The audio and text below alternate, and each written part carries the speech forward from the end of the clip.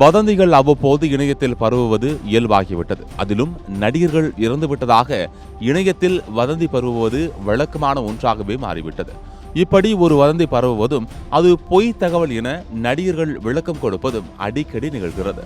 அப்படித்தான் பிரபல நடிகரும் இயக்குனருமான பார்த்திபன் இறந்துவிட்டதாக யூடியூபில் ஒருவர் வீடியோ வெளியிட்டிருக்கிறார்.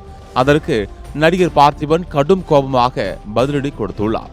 அவரது சமூக வலைதளத்தில் பதிவிட்டதில், இது போன்ற செய்திகள் மரணமடைய வேண்டும்.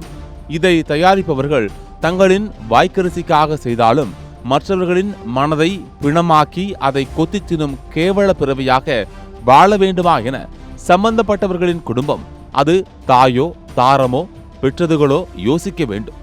இது பல முறை என்னை மட்டுமல்ல பலதையும் இறைவனடி சேர்க்க ஷார்ட்டஸ்ட் ரூட் டிக்கெட் வாங்கி கொடுத்திருக்கிறார்கள்.